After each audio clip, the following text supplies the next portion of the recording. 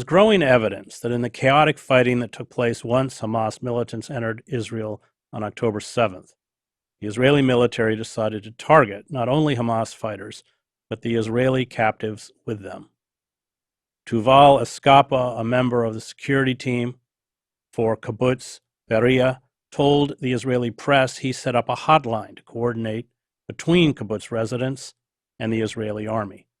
Escapa told the Israeli newspaper Haaretz that as desperation began to set in, quote, the commanders in the field made difficult decisions, including shelling houses on their occupants in order to eliminate the terrorists along with the hostages. The newspaper reported that Israeli commanders were, quote, compelled to request an aerial strike against its own facility inside the Erez crossing to Gaza in order to repulse the terrorists who had seized control. That base housed Israeli civil administration officers and soldiers. Israel in 1986 instituted a military policy called the Hannibal Directive, apparently named for the Carthaginian general who poisoned himself rather than be captured by the Romans, following the capture of 2 Israeli soldiers by Hezbollah. The directive is designed to prevent Israeli troops from falling into enemy hands through the maximum use of force, even at the cost of killing the captured soldiers and civilians. The directive was executed during the 2014 Israeli assault on Gaza, known as Operation Protective Edge. Hamas fighters on August 1st, 2014 captured an Israeli soldier, Lieutenant Hadar Golden. In response, Israel dropped more than 2,000 bombs, missiles, and shells on the area where he was being held. Golden was killed, along with over 100 Palestinian civilians. The directive was supposedly rescinded in 2016. Joining me to discuss the reports of Israel shelling its own citizens with tanks and missiles is Max Blumenthal, who investigated this for The Grayzone. So you did a wonderful job piecing together these reports that are coming out of Israel. Why don't you just lay out what Israeli commanders faced after roughly 10 hours, several hours after this incursion, and then, of course, perhaps give me some details about what you found out. Well, thanks, Chris. I'm still trying to piece together what happened on October 7th. And one reason that I'm sort of left investigating even after this report that I thought was comprehensive was that in the face of so much death and destruction caused by Israel's military in Gaza, which is basically tantamount to genocide. I mean, you have systematic killing in Gaza. Everyone I know there has, luckily, I don't know anyone who's been killed, but everyone I know there has lost neighbors or relatives. They've all lost their homes. And so the Israeli military and the prime minister's office, Netanyahu's office, are recycling October 7th atrocities, and they're also introducing new deceptions in order to try to keep the media's lens focused on October 7th now that it is starting to home in on the horror of Gaza. And we have all these new stories about babies baked in ovens. We've heard stories about babies cut out of mothers' wombs by so-called Hamas terrorists, rape, gang rape, women after being taken captive, gang raped in the streets in Gaza City. All of these lies were spun out. And of course, the 40 beheaded babies repeated by Biden, who claimed he'd seen photographs. All of these lies were repeated and put forward in order to give Israel the latitude to carry out this genocidal assault that we're now witnessing. And we can see Biden was so stunned by the propaganda that was being pushed on him by Netanyahu's office and the pro-Israel media that he immediately caved. And Tony Blinken, in his recent Senate testimony, also repeated some of these lies.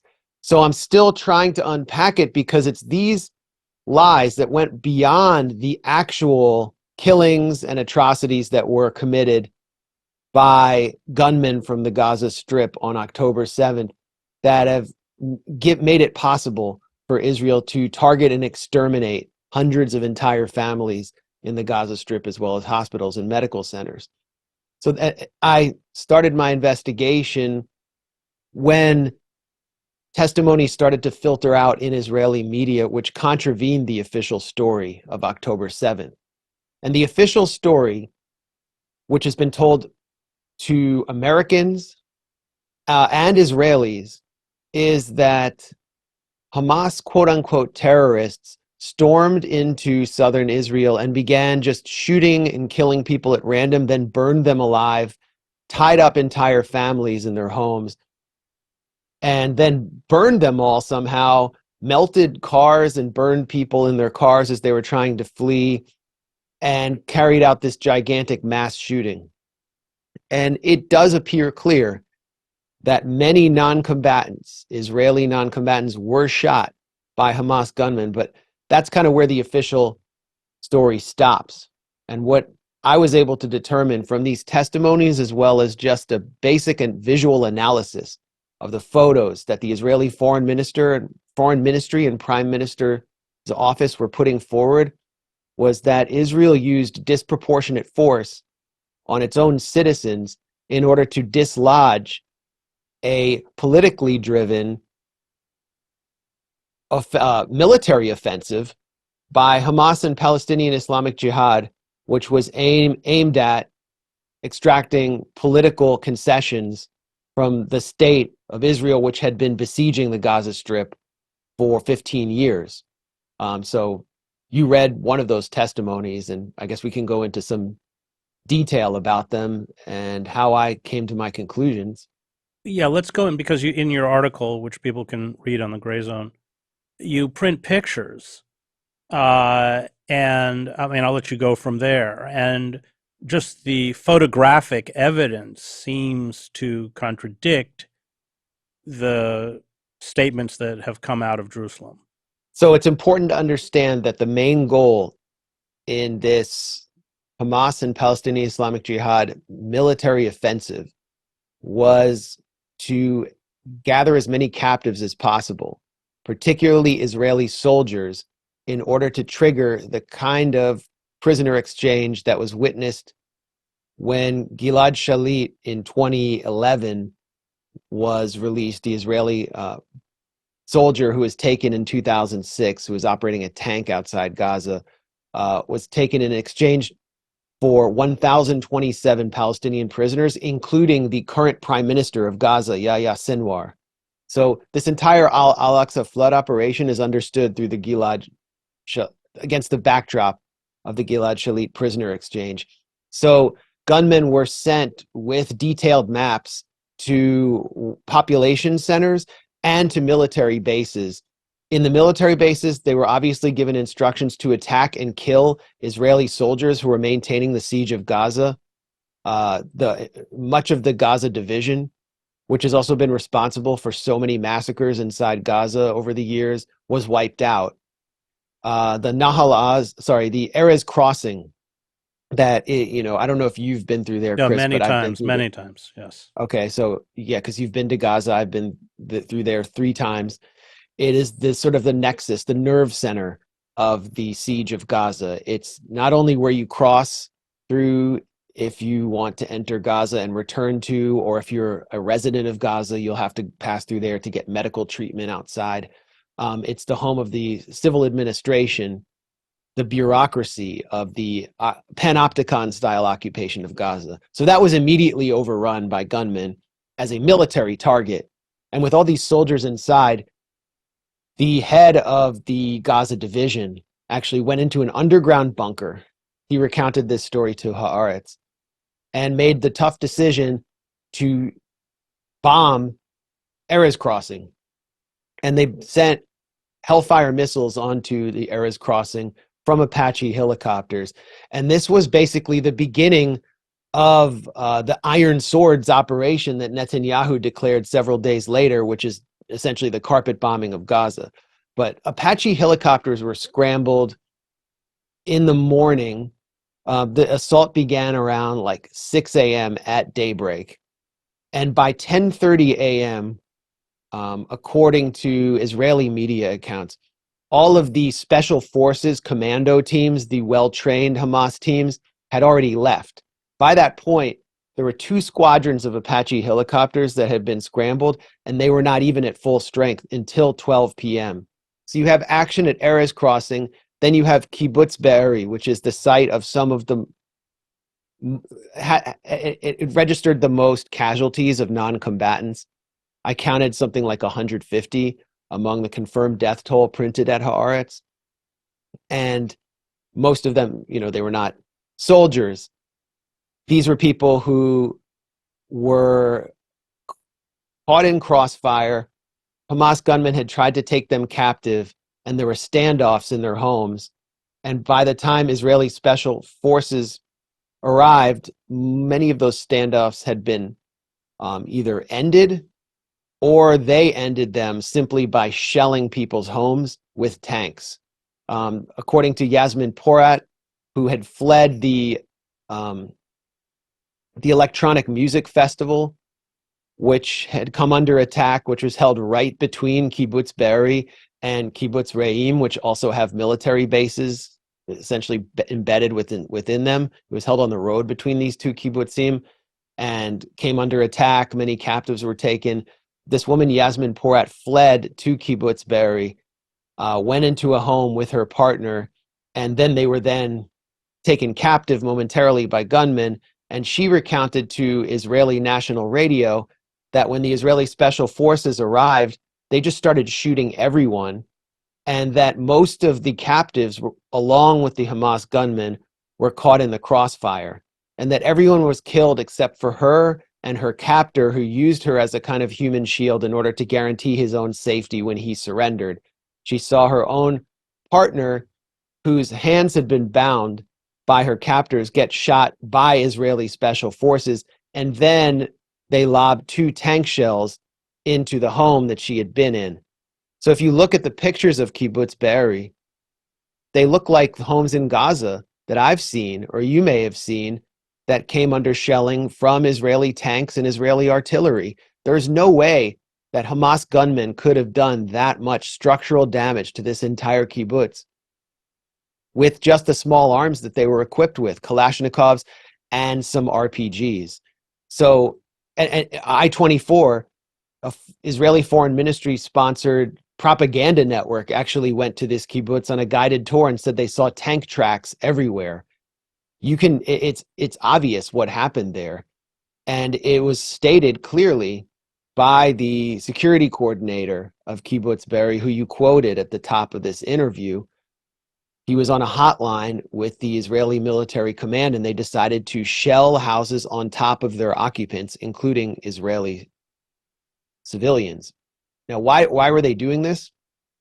As you mentioned, there's the Hannibal Directive, this secret directive, well, a once secret directive that was introduced after Israel entered into a major prisoner swap with, I believe, the PFLP-GC, which operates out of Syria, in exchange for Ahmed Jibril and hundreds of other prisoners, in order to get back some Israeli soldiers who I think had been taken in the Lebanese civil war. I think it was only 3. I don't think it was very. Yeah, it was 3. Yeah. And so this is a politically painful prisoner swap, and the Israeli public was furious, and the right-wing politicians were furious. So they introduced this directive named for the Carthaginian general, Hannibal, who took his own life. He took poison rather than be taken captive by the enemy. And it authorizes Israeli commanders to kill their own soldiers if they're taken captive by the enemy in order to prevent such a prisoner swap from taking place. And it was used again. This is kind of when it got exposed in 2014, August 1st, 2014, what's known as Black Friday in southern Gaza. And I was actually there in the aftermath of this massacre. A lieutenant named Hadar Golden was taken by Hamas fighters. He was in the field. Israel broke a ceasefire and started attacking around the southern city of Rafah. And the Israeli military command authorized airstrikes, artillery strikes, tank fire to bring the full wrath of the Israeli military onto this area in order to make sure that this soldier did not get taken alive, and over 100 people in Rafah were killed in this massacre. The morgues were filling up. It was hideous. I actually visited a hospital called Kuwaiti Hospital, which is now under attack again. And because the mortuaries were so full of bodies on this day, they actually had to bring in ice cream coolers to store the bodies of babies. The doctor actually who I interviewed about that, his entire family was killed about a week and a half ago after he refused Israeli orders to evacuate Kuwaiti Hospital. But back to the Hannibal Directive, we have to question whether it was put into play on October 7th, because we not only have the Erez crossing, where many soldiers were killed, and if you look at the aftermath, the roof was clearly brought down. There's serious structural damage to the roof of Erez crossing. You have Kibbutz Be'eri, where there was tank shelling, and then you have these Apache helicopter pilots in the air who were stating in their testimonies in Hebrew to Israeli media that they had no intelligence, no way of distinguishing civilian from combatant on the ground, and yet they were told to empty their tanks, just completely unload their ammo, then head back to the base, get filled up again, reload, and then go shoot as many cars and people as they can on the ground. Pure chaos. These testimonies have been totally ignored, by the way, by Western media. Were they encouraged to kill captives or shoot cars that they thought contained captives? We don't know. What we do know is there were orders from the top to kill Israeli civilians if Hamas gunmen were around them in order to get the gunmen. And it's like the same doctrine, military doctrine, that's being employed in Gaza. Any civilian is a target if they are the quote-unquote terrorists' next door neighbor. Israel actually calls it the neighbor policy. They don't know any other doctrine. They don't have any other means of targeting. So it was just, and they weren't prepared, obviously, for this military onslaught. So they just went to their core doctrine of bombing everything in sight.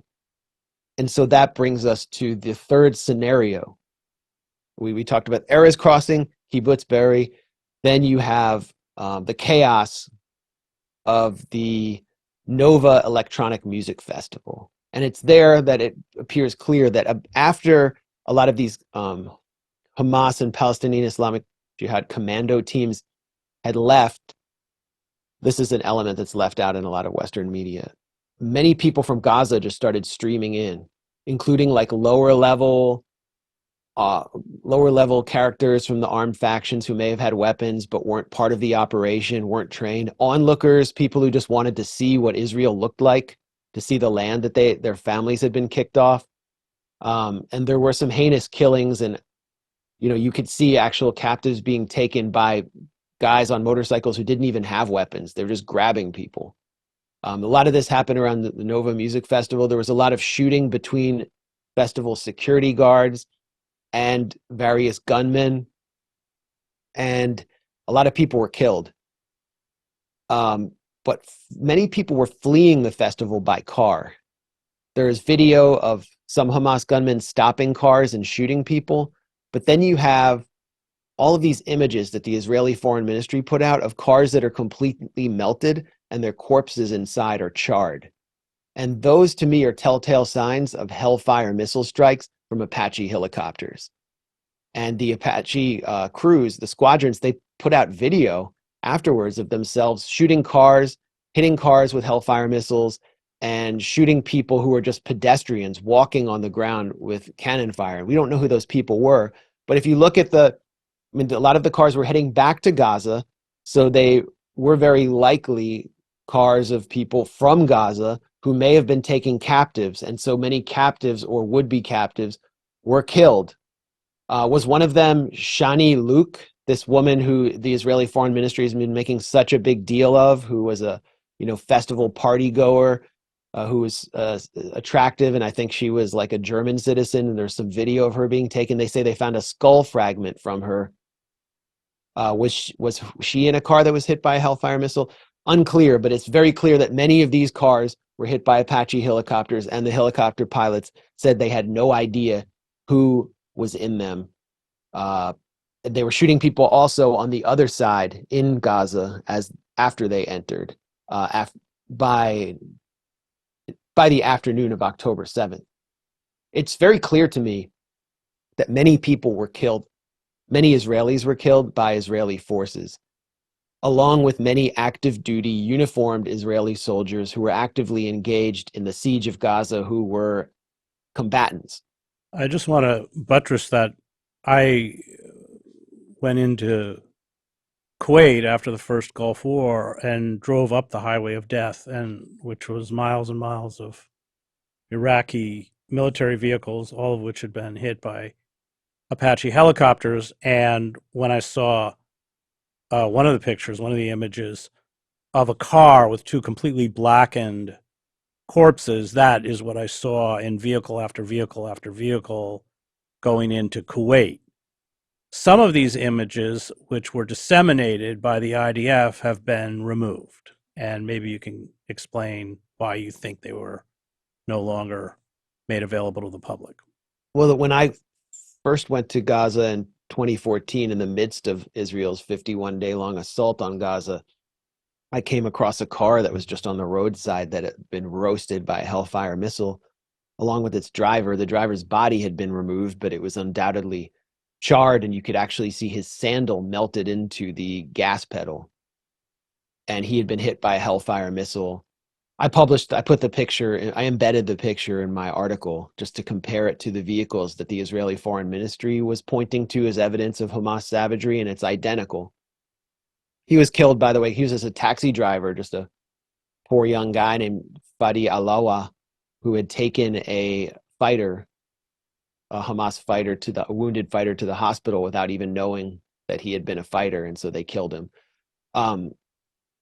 So the Israeli Foreign Ministry has a website called, I think, Hamas-massacre.com, and the UN ambassador, this unhinged character named Gilad Erdan, who used to be in charge of Israel's meddling operations to attack college students who were organizing to boycott, divest, and sanction Israel, or forming Palestine Solidarity student groups. Gilad Erdan whipped out this QR code at his UN address, I think about 2 weeks ago. And the QR code was supposed to lead to a Google Drive folder that contained all these images of, charred cars, melted bodies, and all sorts of other atrocities that Hamas had committed. But all the pictures eventually disappeared. My initial read was that they concluded that a lot of these pictures were either fake, or they could have even depicted Hamas fighters who had come in and been hit by Hellfire missiles. But then Gilad Erdan, in embarrassment, later said that there was a technical error, and he tried to repost the images. And that makes sense, because they have no shame. They lie relentlessly, shamelessly, and so it didn't seem like they actually deleted them out of shame. They deleted them because of a major technical error, which is also ironic, because Israel's supposed to be the technically savvy startup nation that's teaching the world through innovation and creativity how we can enter the AI future, but they can't even maintain a simple Google Drive. That just shows like the boneheadedness of this entire operation, but it's worked. It's been very successful in convincing Brussels and Washington that Hamas was ISIS. That is Israel's message. Hamas is ISIS. They're irrational. They aim to simply kill Jews. They don't have any political demands, and the only response to them is the response that the U.S. is the response that the U.S. waged on ISIS after supporting ISIS, by the way, in Syria, which was to destroy much of Raqqa, ISIS's base of operation, as well as Mosul in Iraq. And the man who actually oversaw those operations, James Glynn, the Marine officer, was sent to Israel to consult the Israeli military in the immediate aftermath of October 7th on how they should respond. Now the Pentagon's sort of pulling back and saying, whoa, this is a little bit crazy for us even. We don't even know what you're targeting, where your targeting is coming from. But they gave him the green light because they fell for the propaganda shock and awe campaign of these photos. And recently, actually, at a fundraiser for the Republican Jewish Coalition, which is funded substantially by the Adelson family of the late Likudnik oligarch Sheldon Adelson, but also many other wealthy Republican pro-Israel Jews in Las Vegas, at Adelson's hotel. A character named Eli Beer appears on stage, who is a volunteer rescuer and a religious nationalist Orthodox Jew, I think from New York, who is living in Israel and had arrived as a first responder on October 7th through a group called United Hatzalah. And this is obviously kind of like a fundraising speech. And he declares that a baby had been burned in an oven, had been baked in an oven by Hamas, quote unquote, terrorists. And I'm looking at his comments right now because I have him in front of me. He actually had not seen any baby in an oven. It was someone named Eli Moskowitz, who is from his first responder United Hatzalah team. And Eli Moskowitz had not seen any baby baked in an oven. He said that he found a small bag with contents of body parts that had been apparently pressed against a heating element. And these body parts were displayed by Netanyahu and filtered out on Twitter and sent to influencers by the Israeli Foreign Ministry and the PM's office after Netanyahu was embarrassed by the retraction of the story about 40 beheaded babies. So if we go back to like October 8th, CNN and Biden begin telling this phony story about 40 beheaded babies. They are both forced to retract.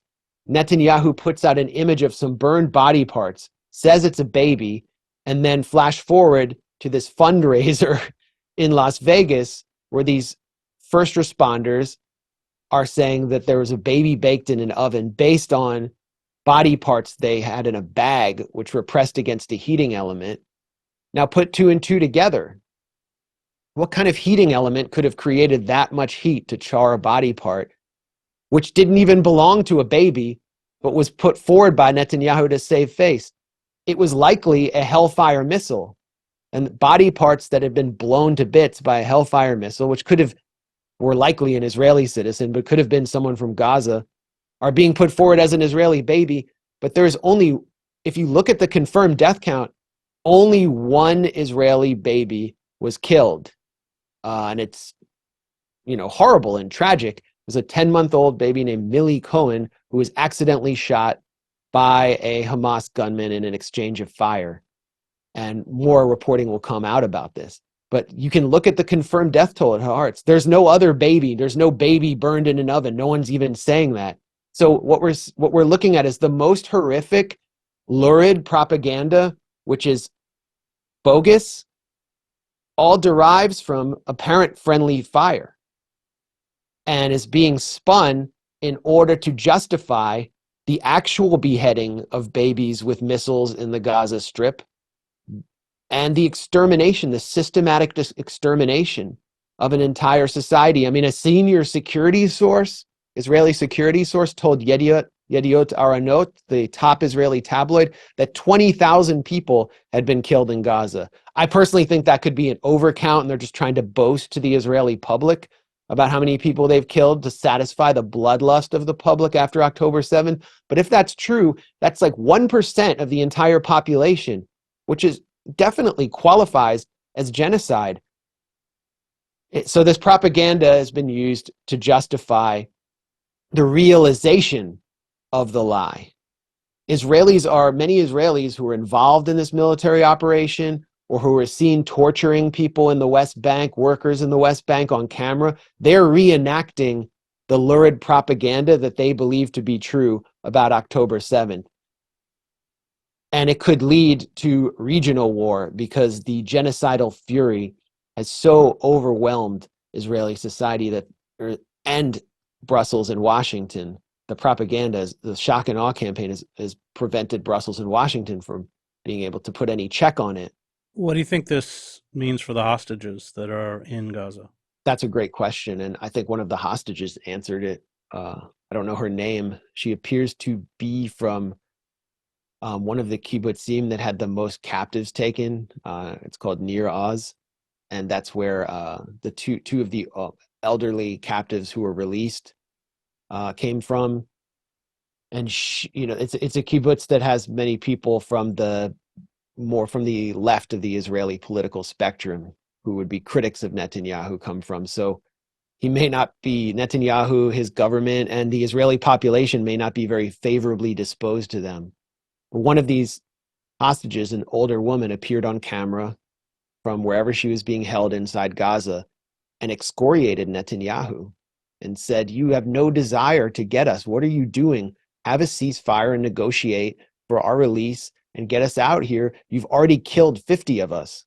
And that is correct. At least 50 captives have already been killed in these blitzkrieg-like Israeli bombings where they're using 2,000-pound bombs and like GBU 82 bunker buster bombs, or sorry, Mark 82 bunker buster bombs. So I don't think they'll make it out alive. It would be a miracle if they made it out alive. I think everyone wants them to make it out alive, whether they are on the anti-Zionist side or, well, I shouldn't say everyone wants to make it out alive. It appears that those who want them to make it out are those who are protesting Netanyahu outside his office and outside the military headquarters, who tend to be leftists or anti-Zionists in Israel. And those who could care less about them getting out are Netanyahu's supporters and the military supporters and the military commanders themselves. Because what about this operation suggests that they're actually trying to rescue hostages? Nothing. Absolutely nothing. And the political dynamics that have been put in play by assaulting everyone in the Gaza Strip, assaulting everyone, are sending the message that no negotiations are possible whatsoever.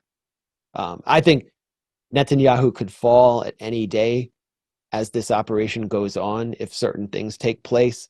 For example, if the soldiers that the Israeli military has sent into the few kind of unpopulated areas in northern Gaza where they've set up these de facto bases of Merkava tanks, if they actually get out of their tanks and wade into the rubble or try to actually take out tunnels themselves, they're going to lose many, many lives, and Netanyahu will likely fall. But he would also fall if he negotiated for the release of these captives. Why? Because of the propaganda that he put into play.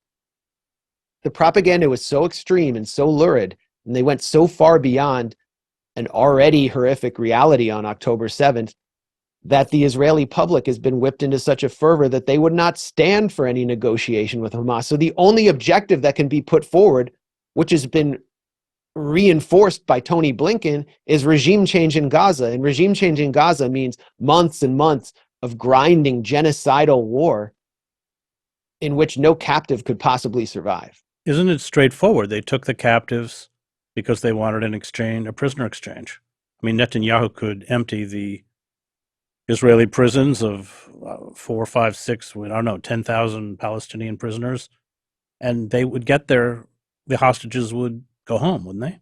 Yeah, I mean, this isn't about Hamas per se. Hamas does have the political mandate to carry out an armed struggle. That's why it was elected in 2006, including by people who are not necessarily Islamists outside of its base. They actually won cities across the West Bank. It wasn't that they won Gaza. They won all of Palestine that was able to vote. So their mandate is to do armed struggle to resist, where the Fatah and the Palestinian Authority basically gave up. And they're going to continue doing that. But Palestinian armed struggle has always been driven by political demands that were essentially rational and were related to ending ethnic cleansing and ending the military occupation of Palestinians.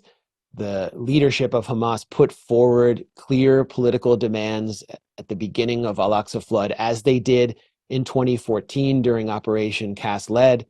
and they relate to preventing the incursions of fanatical religious nationalists to the Al-Aqsa compound, the third holiest site in Islam. They relate to ending the siege of Gaza so that they can actually they can enjoy some sovereignty, they can actually fish in their own seas, they can have an economy, they can visit Jerusalem, emptying the Israeli prisons where something like 1,500 Palestinians are now held without charges. 700 Palestinian children pass in and out of these prisons every year. There are currently at least 150. Now there's probably 200 Palestinian children being held in these jails. They're hostages. They've been kidnapped. I've gone to their trials in the Israeli children's courts, and they're kidnapped in their own beds. Ahed Tamimi was just kidnapped. She, I've known her since she was a child, and her village, Nabi Saleh, has been waging this unarmed struggle against the Israeli occupation in the West Bank. Her dad was kidnapped, Bassem, who's really the leader of that struggle and is an international hero. And so it relates to the whole occupation. And the only way that they could trigger some kind of negotiation, they believe, was by taking captives, because all diplomatic channels had been cut off. The entire West had declared Hamas a terrorist organization that could not be negotiated with. So the only way to spur negotiations is through violence. And that's what they did. And what they've done is force the essential dynamics of Zionism into an accelerated mode, because Zionism, as a settler colonial movement based on an anachronistic ideology, Herrenvolk ideology from like turn of the century Europe, has demonstrated its unwillingness to accommodate with the native population as it seeks to consolidate its settler colonial presence. And so it must move towards genocide, as all other settler colonial movements have done. And so that's where we're at right now, is the phase of whether Israel will be able to finish the job that it began in 1948 or not. And I think any negotiations that could have taken place with a rational authority are off limits. And this is also an obvious failure of American and Western leadership to recognize not only what they're dealing with in the Gaza Strip, which is just yet another Palestinian faction that is using violence to spur political momentum, because all diplomatic means had been cut off for them, but also what they're dealing with in Israel, where they are dealing with a fundamentally genocidal political movement and a genocidal society. This Israeli society is primed for genocide. You can look at the viral videos. The videos that are going viral in Israeli social media are parents actually enlisting their own children as props to mock Palestinian children who are dying, dressing them up as in hijab to mock Palestinian girls who are dying, who are being starved, who are thirsty because the water has been cut off. There's a new trend started by an Israeli journalist from Channel 13 in Israel of mocking Palestinian prisoners in the West Bank who were detained for 8 hours and forced to listen to a children's song endlessly to torment them. And they dance around mocking the video of the prisoners. The singer of that children's song was brought to perform in an Israeli military base. You can look at the footage of all the pop singers appearing at military bases or in the so-called Gaza Envelope, where reservists are preparing to go into Gaza.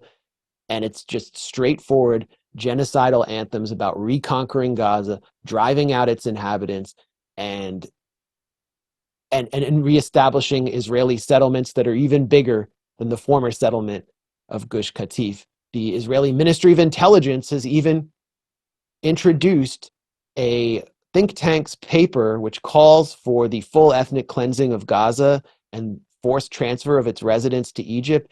They put it forward as an official blueprint for the aftermath of this operation that they call Iron Swords. So that's what the U.S. has greenlit here. And by trying to spur some basic political momentum and relaxation of the siege. I think Hamas might have just agreed to a relaxation of the siege to be able to deliver something for their constituents. By trying to do that with violence, when all diplomatic channels have been cut off, what they've done is forced this conflict into its final phase. I don't think Israel will stop before it believes that it has finished the job that it began in 1948. Great. That was Max Blumenthal.